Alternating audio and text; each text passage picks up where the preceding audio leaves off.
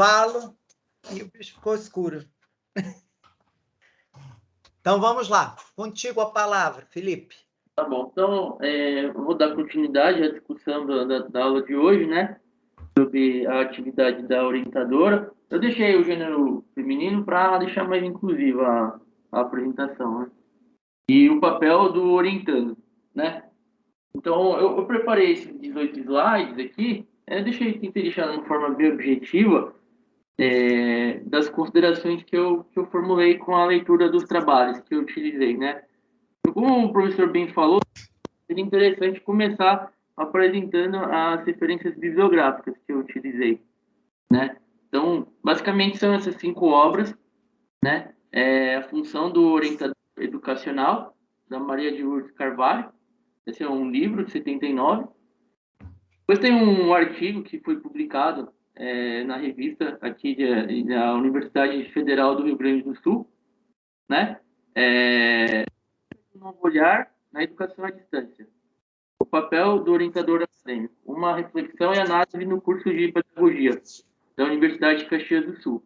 Na verdade, eu falei que é um artigo, mas não, foi uma dissertação de mestrado no curso de educação, né? É muito interessante que foi um estudo de caso de um curso de pedagogia à distância, EAD. Na época, já foi uma das primeiras experiências no Brasil de ensino à distância, né? Depois, aqui um artigo que foi feito pela Revista de Administração de Empresas, da EASP, que é a Escola de Administração de Empresas de São Paulo, da GV. Relação orientador, orientando e suas influências na elaboração de teses e dissertações. Esse artigo é muito interessante porque ele faz um estudo de caso, um estudo de campo, e esses dois autores, né, o Geraldo Alemandro Filho e o Gilberto de Andrade Martins, eles entrevistaram vários orientandos do curso de mestrado em administração de empresas, no mestrado acadêmico da FGV de São Paulo. E aí eles trouxeram, depois que eu vou apresentar para vocês, algumas queixas que os alunos fizeram em relação aos orientadores deles. Alguns pontos críticos, algumas, vamos dizer, falhas que esses alunos apontaram, algumas melhorias que podiam ter no programa deles, no curso de mestrado em administração de empresas. Depois tem um artigo que saiu na revista Perspectiva, da Federal de Santa Catarina, na cidade de Erechim. Eu não sei o primeiro nome do pesquisador, porque não constava no artigo, eu só sei que o sobrenome é longo. O papel do orientador educacional na promoção do relacionamento interpessoal entre alunos e professores, contribuindo no processo de aprendizagem, né? E, finalmente, o livro da editora Cortez, de 2002, do Antônio Joaquim Severino, Metodologia do Trabalho Científico, né? Umas 5 obras que serviram como base, né, desse trabalho. Então, aqui eu começo dizendo assim, quem é a orientadora, né? O que ela é? Quem é ela, né? Então, basicamente, a orientadora, ela trabalha diretamente com os alunos, né? E ela tem a função de os ajudar no seu desenvolvimento pessoal, juntamente com os demais professores do programa. No caso, nós estamos falando aqui no programa de pós-graduação em Stricto Sensu, né? E essa orientadora, ela auxilia os demais professores das disciplinas que o aluno cursa a melhorar o processo de ensino-aprendizagem e as relações de aluno-professor-aluno, a fim de compreender o comportamento dos estudantes e agir adequadamente em relação a eles. Então, o que acontece? A orientadora, muitas vezes, ela entra em contato com os professores dos cursos, das disciplinas que o orientador está, né? Então, via de regra, ela passa para os professores das disciplinas quem é o aluno, o que se propõe a fazer, o nível de dedicação dele, qual é a assiduidade dele, qual é o comprometimento dele com o programa. Então, via de regra, quando nós chegamos na disciplina, apesar de sempre ter aquela atividade de apresentação, né, em que o aluno diz quem é, a linha de pesquisa, o que se propõe a pesquisar, o professor da disciplina, via de regra, já conhece um pouco previamente desse aluno que se matriculou, né, na grade da disciplina dele. Então, uma das funções da orientadora é justamente fazer esse link, né, essa associação entre o aluno e o professor da disciplina. O que é a orientação, basicamente, né? Então, a orientação, ela tem um conceito que é mais amplo, né? E esse conceito, ele se confunde com a própria educação e a história da educação, né? Então, aqui nós fazemos uma distinção, há uma necessidade de se distinguir a orientação empírica e a orientação técnica, né? Então, a orientação empírica é expressa somente pela influência de um ser sobre o outro, né? Mas a orientação técnica, que é a que nós nos propomos a estudar aqui, ela é exercida nos limites de um estatuto. No caso, o estatuto é o programa do curso, né? É o cronograma do curso, são os valores do curso, a grade do curso e os objetivos do curso. E aí ela possui agentes determinados e exclusivos, né? Então, o orientador, ele acaba se restringindo ao programa do curso que ele está inscrito.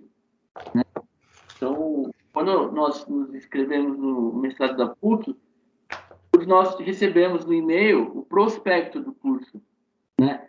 E ali estava escrito créditos que temos que cumprir, quantas disciplinas são obrigatórias, quantas são optativas, o que nós temos que publicar, qual o estágio nós temos que publicar e o que nós temos que apresentar como resultado de todo o curso que foi seguido, né?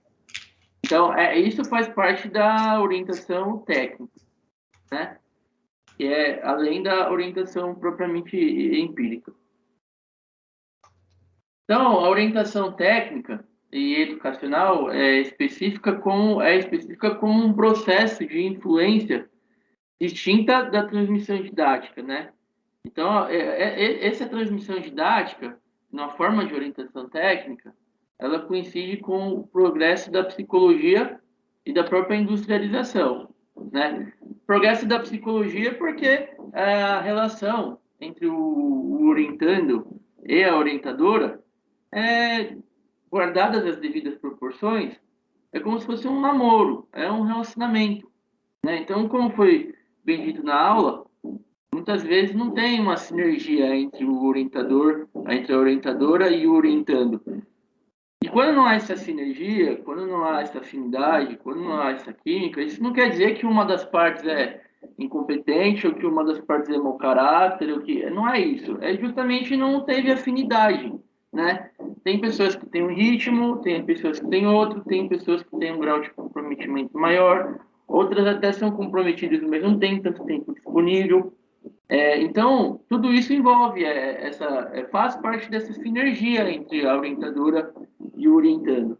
Por isso que a transmissão didática do conhecimento coincide justamente com o progresso da psicologia e com a industrialização. E quando nós falamos em industrialização, é porque a pesquisa, em última instância, a pesquisa científica, está associada ao desenvolvimentismo e o progresso industrial, né? Então, para que haja a possibilidade de atuação da orientação, é preciso que as necessidades, as aspirações, os interesses e a capacidade do estudante estejam claramente conhecidos. É por isso que, antes de a orientadora escolher os seus orientandos, via de regra é feita uma entrevista prévia, né? Porque nessa entrevista prévia, a orientadora vai conhecer quais são as necessidades, quem é esse aluno, de onde ele veio, o que ele pretende fazer no futuro, quais são os interesses dele, e aí, com base nesses interesses que são expostos, a orientadora pode chegar à conclusão se há espaço, se há campo para ver essa sinergia que é necessária ou não. É por isso que tem esse lado psicológico também da orientação, né? Então, aqui eu procurei traçar uma relação propriamente dita entre a orientação e a educação, né? Então, o que acontece? A orientadora, ela presta um serviço de assistência e auxílio ao aluno no processo de aprendizagem, né? Toda orientadora educacional é uma educadora, né? Assim como todo professor. Por sua vez, a função da educação é a mesma da orientação tomada em sentido amplo, ou seja, possibilita a tomada de consciência das potencialidades do indivíduo para que ele escolha e assuma a direção de seu próprio destino. Eu quero dizer com isso é que, assim como o professor, a orientadora também tem a função de educar. A diferença é que ela consegue extrair do aluno as principais potencialidades dele, os principais talentos dele e orientá-lo a dirigi-lo ao destino que ele almeja chegar, né? É como se fosse um guia, né? É uma pessoa que dá as coordenadas, que pega na mão do aluno e, e orienta ele, dá as direções a ele, qual é o melhor que ele chegue e atinja os objetivos que previamente foram expostos na entrevista e que a orientadora se propôs a orientar porque chegou à conclusão de que têm os mesmos objetivos, né? Então, nesse sentido, a orientadora, ela orienta, né, claro, o indivíduo para que ele mesmo tenha condições de escolher seu futuro ou se conduz o indivíduo a um rumo já determinado. Então, o que acontece? Ao mesmo tempo que o orientando, né, o aluno, ele tem a liberdade de escolher, tentar escolher a sua orientadora, né? Então, quando nós nos inscrevemos no programa, o professor Miguel bem falou, tinha uma lista de professores, né? E ali não é dito quantas vagas cada professor tem, mas esses professores estão inclusos em uma linha de pesquisa e ali você tem a liberalidade de optar por algum professor que você vai enviar o seu projeto. Quando você envia o seu projeto, embora você tenha a liberdade de apresentar o seu projeto, o professor, de repente, pode estar inserido em algum grupo de pesquisa, algum grupo de trabalho, e aí, em decorrência disso, ele vai vir a selecionar os trabalhos que tenham mais a ver com as atividades que ele desempenha ou com as pesquisas que ele pretende desenvolver, né? É por isso que muitas vezes o aluno ele chega com um projeto, o professor acolhe esse aluno, mas ele determina um outro rumo para o aluno. Isso não quer dizer que o projeto que ele apresentou é ruim ou que ele não possa vir a desenvolver no futuro. É só que o orientador já está incluído em um determinado ramo de pesquisa e acredita que é um tema que o aluno possa desenvolver, inclusive, melhor, que ele tem um caminho a percorrer, inclusive, melhor se ele seguir aquele determinado rumo, né? Então, o papel da orientação só tem sentido de existir quando ela se preocupa com a realização do ser individual mais do que com a realização do ser social, visto que este decorre do outro, né? O que eu quis dizer com isso é que o ser social, aquele ser que produz, que apresenta resultados, que apresenta frutos para a sociedade, é decorrência do ser individual, né? Então, o que acontece? O orientador, em primeiro lugar, ele busca desenvolver esse ser individual. Esse ser individual, a partir do momento que é bem estruturado e que tem as suas bases erguidas, ele tem todas as condições de construir a sua realização social e aí, com base nisso, apresentar resultados e frutos para a sociedade, né? Então, em primeiro lugar, a orientadora ela busca lapidar e desenvolver a existência, o ser individual do orientando, para que, com base nisso, sozinho, ele consiga se desenvolver socialmente. Aqui, essa pesquisa que foi feita, eu procurei falar sobre a orientadora e as disciplinas cursadas, né? Como foi falado no final, muitas vezes a escolha da disciplina pelo aluno não é totalmente livre, né? Mas isso tem uma finalidade, né? Via de regra, o orientando, né? A orientanda, ela tem em mãos uma grade de matérias, ela vai tentar escolher as matérias que ela gostaria de cursar. O professor bem falou que não deveria ser tendo como pano de fundo ou como justificativa a disponibilidade de horário. No sentido, eu posso terça e quinta e tenho francês, então não dá. Então, quarta de manhã eu posso, porque eu consigo sair, eu entrar mais tarde no trabalho, então eu vou fazer essa matéria. Assim, não é para ser dessa forma. No mundo ideal, o aluno, ele, dentre as matérias que são oferecidas, ele seleciona algumas, e aí, via de regra, ele apresenta ao orientador dele, e dentre essas matérias que o aluno apresenta para ele que gostaria de cursar, a orientadora vai mostrar a ele quais disciplinas estão mais adstritas à pesquisa que vai ser desenvolvida, né? Por outro lado, é claro que tem sempre aquelas matérias que são basicamente obrigatórias. Então, assim, por exemplo, o orientador vai querer que o aluno curse a matéria que ele leciona, ou a orientadora vai querer que o aluno curse uma matéria que julga que é muito importante, ou que é imprescindível para ele. Por outro lado, ele vai, muitas vezes vai afastar o aluno de alguma matéria, mas não porque a matéria é ruim, mas porque acredita que a matéria não vai contribuir plenamente com a pesquisa que vai ser desenvolvida, né? Então, é uma escolha, de certa forma, híbrida, né? O aluno tem a liberdade de escolher as matérias, de optar por algumas matérias, e, por outro lado, a orientadora vai dirigi-lo a matérias que ela considera que são essenciais, que são imprescindíveis, né?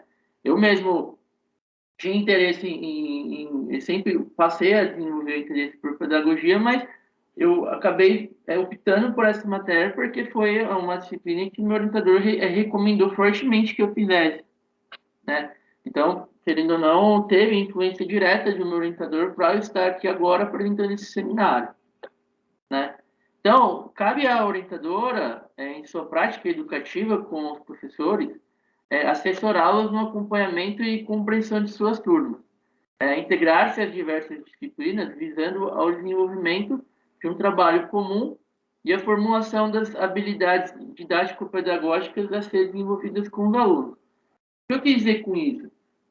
Claro, existem a prática de orientação, como foi falado várias vezes na aula de hoje, tem vários problemas. Há uma realidade que muitos orientadores não estão próximos como deveriam dos seus orientandos, né? Eu conheci até pessoas que chegaram ao final do curso sem nunca ter conversado com o orientador, seja porque o orientador não responde o e-mail, seja porque o orientador é muito ocupado. Eu mesmo já tive a oportunidade de fazer uma especialização em processo civil e, no caso, o orientador, que é um desembargador lá do TJ, ele nunca me orientou em nada, né? E no final ele só atribuiu uma nota ao meu trabalho. Então, assim, eu não me senti orientado, né? Mas, assim, no momento do mestrado, eu não posso reclamar disso. O meu orientador é muito presente, mas há uma realidade que é inegável, que muitos orientadores não orientam como deveriam o aluno. Acaba gerando essa lacuna entre a orientadora e o aluno. Mas, no mundo ideal, o orientador deveria, inclusive, ter contato direto com os professores das disciplinas e fazer justamente essa integração com o aluno e a disciplina cursada, no sentido de apresentar ao professor que está lecionando a disciplina quais as dificuldades que esse aluno tem, onde ele pode puxar um pouco mais, aonde não seria interessante, ou então até orientá-lo em qual é o seminário que seria mais interessante para aquele aluno ou não. Então, assim, isso é o que deveria acontecer, né? Essa relação direta entre a orientadora e o professor que leciona a disciplina. A orientadora ela também deve encaminhar e avaliar as relações entre os orientandos e a universidade, bem como buscar uma ação integrada com a coordenação da pós-graduação e os professores, obtendo a melhoria do rendimento acadêmico, por meio de bons hábitos de estudo. Então, novamente, assim como a orientadora deve ter um contato direto com os professores, ela também deve ter um contato com a coordenação da pós-graduação, né? No caso aqui, o professor Silvio Luiz, nosso orientador recente aqui da pós-graduação em Direito. Então, via de regra, o professor orientador ele pode até fazer o meio de campo entre a coordenação e o orientando, né? O orientando muitas vezes tem o anseio de entrar em contato com a coordenação. Eu falo que o professor Silvio Luiz atual é muito acessível, mas no passado eu acredito que houveram coordenações não tão acessíveis. Eu não sei muito bem como foi a coordenação da professora Carla Romar, porque nós entramos e aí, depois de um tempo, houve essa transição. Mas, assim, o que eu posso dizer da coordenação atual é que ela é acessível, mas no passado já houveram coordenações que não foram tão acessíveis, né? Então, faz parte da atividade da orientadora justamente fazer essa interação entre o aluno e a coordenação. Aqui eu procurei tratar sobre o direcionamento do orientando, né? O orientando, ele tem inúmeras possibilidades de se desenvolver. Contudo, a orientadora acadêmica pode ajudá-lo a discernir por algo que possa engrandecê-lo a partir de normas já determinadas. Somente escolhe-se entre opções que se conhecem. Dessa forma, saber e liberdade estão unificados. Então, o que esse slide quer dizer? Que justamente o orientando ele apresenta um projeto que ele acha que é um trabalho que vai produzir algum resultado para a sociedade. Mas, assim, a orientadora, muitas vezes, ela pode dirigi-lo a uma outra pesquisa, a outro tipo de pesquisa. Não quer dizer que o projeto que ele se propôs a fazer, primeiramente, de início, era ruim, né? É só que a orientadora, com base na entrevista e com base no currículo que ela analisou desse aluno, ela pode vir a entender que esse aluno pode vir a aprimorar, a engrandecer ainda mais as suas capacidades em uma outra linha de pesquisa, né? Mas, como foi falado no final do slide, desde que a orientadora conheça a matéria que ela se dispõe a orientar, né? Dentro dessa liberdade que ela tem para orientar, ela tem que orientar aquilo que ela realmente conhece. Tem que ser uma linha de pesquisa, um ramo, uma matéria que ela domina, né? Então, é primordial o acompanhamento dos orientandos pelas orientadoras durante as disciplinas do programa, para que não se cursem disciplinas sem sinergia com o projeto de pesquisa do orientando, otimizando-se a utilização de tempo. Esse slide foi tratado anteriormente, né? Diz respeito justamente à escolha das disciplinas, né? Porque algumas disciplinas são deixadas de lado. Não quer dizer que são disciplinas ruins, só que não tem correlação com a pesquisa, ou então que não vai se obter os frutos esperados para a pesquisa. Às vezes, a disciplina é maravilhosa, mas ela não vai contribuir para a pesquisa em detrimento de outra, né? Então, esse acompanhamento para a escolha de disciplinas é muito importante.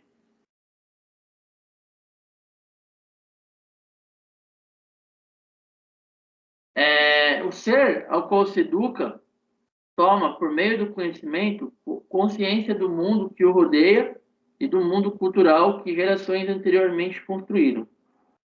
Mas para que a escolha aconteça, é necessário o conhecimento. Conhecimento este é adquirido pela instrução. Esta é advinda por meio da educação, ao qual propicia ao indivíduo compartilhar da totalidade das coisas. O que acontece? Quando nós estamos fazendo um trabalho de mestrado, nós não estamos inventando a roda da nossa pesquisa, né? Isso vai caber à tese de doutorado. A tese de doutorado é que nós vamos realmente apresentar uma coisa que até então nunca foi falada. Pelo menos essa é a intenção, né? É por isso que muitas dissertações de mestrado muitas vezes parece que são temas repetidos, mas não é isso. O que acontece é que a intenção da dissertação é servir como pano de fundo, como contexto geral para a tese de doutorado que vai ser construída. Então, justamente a dissertação de mestrado, ela busca reunir conhecimentos que já foram produzidos, né? É por isso que ele fala em gerações anteriores. São gerações anteriores de conhecimento. O orientador ele vai auxiliar o aluno a reunir a maior quantidade possível de conhecimento prévio já produzido, e a partir do momento que o aluno tem essa base, esse alicerce de conhecimento já produzido, ele vai ter o contexto e o plano de fundo para desenvolver sua tese de doutorado.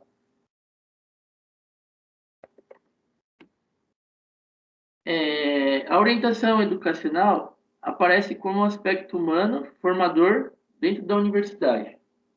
Por sua vez, a orientadora sozinha não conseguirá realizar essa tarefa, pois a educação é um complexo global. Então, novamente, o que eu quis dizer com isso? É que isso não quer dizer que o professor Miguel também não seja nosso orientador, entende? Ele é o professor da disciplina, mas ele também está nos orientando em relação ao nosso trabalho. Então, a orientação educacional é um complexo global nesse sentido. cada um de nós tem cada um de nós temos nossos orientadores, né? Mas os professores das disciplinas também são orientadores. É por isso que o professor Miguel orientou sobre a necessidade de publicar artigo, sobre a necessidade de assistir as outras bancas para a gente se aprender a se posicionar em relação à banca, a aprender quais são as principais dificuldades, justamente porque ele também tem essa função de orientar, né? Ele não se restringe somente a apresentar a disciplina dele. A orientação é um complexo global que envolve várias seres na educação: o orientador, a coordenação e o professor da disciplina, né? A orientadora, ela pode ajudar na opção de escolha do orientando, porém apoiar e compreender são fatores decisivos para a atuação do orientador junto daquele que pretende auxiliar na sua determinação.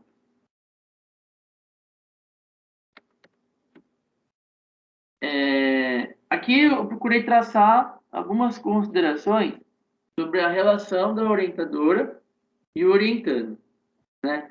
Entende-se que a orientadora e o orientando e o estudante, ao desempenharem uma função em parceria, se tornam pesquisadores permanentes, cada um deles investigando, mais ou menos consciente, suas próprias opiniões e as do outro, ambas em processo de mudança.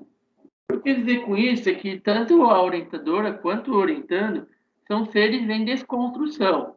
O orientador, a orientadora tem um conhecimento prévio, mas isso não quer dizer que ela não possa se desconstruir com base naquilo que é apresentado pelo orientando dele, né? Então, o orientando, ele é um pesquisador, assim como a orientadora. A orientadora nunca vai deixar de ser uma pesquisadora, né? E quanto mais pesquisa é produzida, maiores as condições dela se desconstruir também. É por isso que ambos estão em constante mudança. Então, um acaba auxiliando o outro. O orientando tem um papel também formador no orientador, no sentido que pode vir a fazer com que ele adquira ainda mais conhecimento. Portanto, ser orientador acadêmica é muito mais que trabalhar com uma disciplina em um semestre e no próximo excluir a responsabilidade e o envolvimento com o desenvolvimento de uma mesma turma. Pelo contrário, é fazer parte da vida de cada estudante e deixar-se ocupar por ela no viver diário, é estar constantemente atento às suas necessidades. Então, assim, que pese terem sido feitas as críticas aqui na nossa sala, de que há uma realidade, de que há muitos orientadores que são distantes dos seus orientandos, na prática, o ideal é que ele tivesse um contato frequente com esse orientando, né? Que participasse, que se preocupasse com o dia a dia desse aluno para entender justamente qual é o tempo disponível que ele tem, qual é o nível de assiduidade que ele tem, quais as dificuldades, né? O quanto o trabalho que é o sustento dele prejudica ou não a pesquisa. Então, é por isso que deveria haver uma proximidade, né? Ao mesmo tempo que também nós temos que assumir também a nossa parcela de culpa nisso, né? Porque muitas vezes o aluno ele se queixa que o orientador é distante, mas também tem aquele aluno que não está muito preocupado com o programa, né? É aquele chamado, nem meu orientador falou, é o orientando ninja, né? É aquele aluno que ele joga uma bolinha de fumaça e some, e aí ele só aparece no final do curso preocupado com os prazos. E aí ele não tem os artigos publicados, daí ele apresenta uma orientação feita a toque de caixa, daí não tem tempo nem sequer de serem feitas considerações por parte do orientador, porque não tem mais tempo. E no final, é aquele resultado que acaba sendo naquela apresentação e não condiz com a exigência do programa, né? Então, nem o professor falou que fez a leitura de um trabalho que nas 3 primeiras páginas ele entendeu que o trabalho não estava adequado. Assim, na minha opinião, como um Regis insignificante mestrando, né?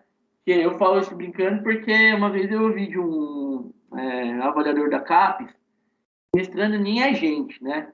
Porque, assim, querendo ou não, na escala da pesquisa, a gente está um grau mais baixo. Mas o que eu quero dizer com isso é que, na minha opinião, no caso desse trabalho que está feito, também, claro que o aluno provavelmente não se dedicou o suficiente. Mas o professor, no caso, né, do orientador dele, também tem sua parcela de culpa, porque ele não Claro que a obrigação final e o interesse final é do aluno, mas se esse professor tivesse se aproximado, na minha opinião, um pouco mais do aluno, ele saberia um pouco antes que esse trabalho não ia ser adequado.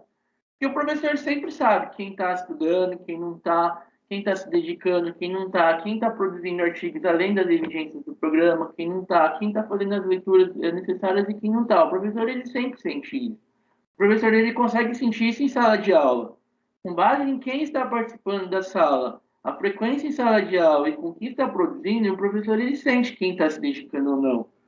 Então, assim, na minha opinião, claro que a culpa final, a responsabilidade final é do aluno, afinal o interesse é dele. Mas eu também acho que o professor dele tem uma parcela de culpa, o orientador, no sentido de não ter se dedicado o suficiente na aproximação com esse aluno para saber que o resultado final não ia ser, porque não tem milagre. Se o aluno aí passou 1 ano e meio, 2 anos se dedicando pouco, não tem como ele apresentar um trabalho genial. Porque não dá, não é possível. A gente sabe que a pesquisa é um trabalho demorado. Para a gente escrever uma página científica, demora. Nós temos que fazer toda a referenciação bibliográfica, nós temos que fazer as citações adequadas, nós temos que conferir os dados, nós temos que ver quem são esses autores que nós estamos referenciando. Não é um trabalho feito que a gente simplesmente senta e escreve uma página. Nada que a gente escreve na dissertação vem da nossa cabeça. A gente está sempre referenciando o conteúdo que já foi falado, né? Então, assim, também tem o orientador, eu acho que quando o trabalho é ruim, ele também tem sua parcela de culpa. Mas, como foi dito, claro que isso não é eximir a responsabilidade do aluno. A responsabilidade final, o interesse final é dele. Então, aquele trabalho que eu havia mencionado para vocês, que foi feito na revista da Getúlio Vargas, da FGV, na Universidade Acadêmica em Administração, os dois autores eles fizeram uma pesquisa de campo, entrevistaram alguns alunos. E aí é um artigo muito interessante porque eles apresentam alguns dados diferentes da maioria dos artigos de direito, que são qualitativos, eles ofereceram alguns dados quantitativos com base naquilo que eles apuraram. Então, eles levantaram 3 pontos principais que eles dizem que concluíram que são bem críticos em relação à atividade da orientação, e muitas vezes alguns aqui podem até reconhecer essas críticas também. Eu queria fechar a apresentação apresentando esses 3 pontos críticos, né? Então, o primeiro ponto crítico é o seguinte: para que a produção acadêmica seja produtiva, é necessário que as orientadoras e os orientantes conheçam as suas prerrogativas, constituindo, através de um relacionamento construtivo, um espaço propício e efetivo para a geração de conhecimento. Dessa forma, levanta-se a suposição de que, quando estes autores renunciam às suas funções, podem ocorrer rupturas no relacionamento que acabam por influenciar de maneira negativa o processo de construção e a qualidade dos trabalhos da pós-graduação. É justamente o que o professor havia falado quando azeda essa relação entre a orientadora e o orientador. Se essa relação não é saudável, se essa relação tem atritos, realmente esse trabalho ele vai ter algum ponto falho. Isso vai prejudicar a pesquisa final. O fruto final do trabalho de pós-graduação ele vai ter algumas deficiências.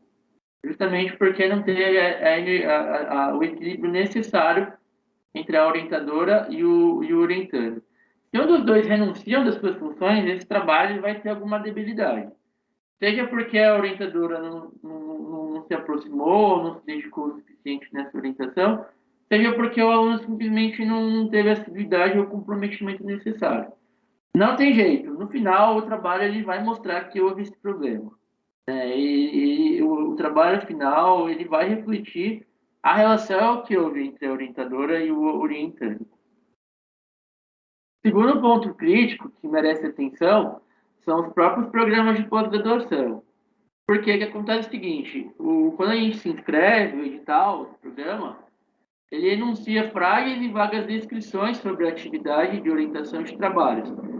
Mas ele não apresenta quais são as funções, quais são as atividades, quais são os deveres, quais são as condutas, tanto das orientadoras quanto dos orientandos. Então, acaba acontecendo que esses sujeitos são submetidos a atuações e atitudes variadas. Em decorrência dessa ausência de preceitos, Cada orientador acaba desempenhando suas funções da sua maneira, como lhe convém, guiando-se por experiências passadas ou por justificativas carregadas de juízo de valor, mostrando muitas vezes despreparo para atividades de orientação. Veja, eu não estou dizendo que os orientadores são despreparados, não é isso, pelo amor de Deus. O que eu estou dizendo é que como o programa ele deixa muitas vezes de traçar um rol de competências, de deveres, cada orientação acaba sendo um universo. Então, pode ter aquele orientando que faz um monte de atividade para o orientador e tem aquele orientando que nem conhece direito, nem sabe quem é o orientador direito.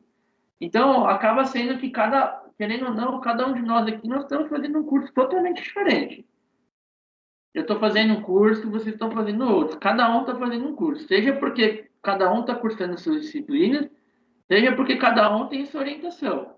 Tem orientador que é presente, liga, manda mensagem, chama para tomar um café, e tem orientador que simplesmente chega ao final do curso e nunca conversou com o aluno. Então, querendo ou não, são experiências variadas, são totalmente aleatórias. No final, cada um vai ter uma perspectiva. Alguém vai dizer que detestou o curso porque o orientador simplesmente não se preocupava com ele, e outros vão criar verdadeiras amizades, muitas vezes laços fraternais, vão levar isso para o doutorado e depois na vida acadêmica profissional para sempre. Eu vejo isso em relação ao meu orientador com o orientador dele, que é o professor Cláudio de Sico. Eu vejo que eles têm uma relação de muita amizade, assim. Eu acho isso uma coisa muito bonita. É um tipo de coisa que eu desejo ter em relação ao meu orientador também, né?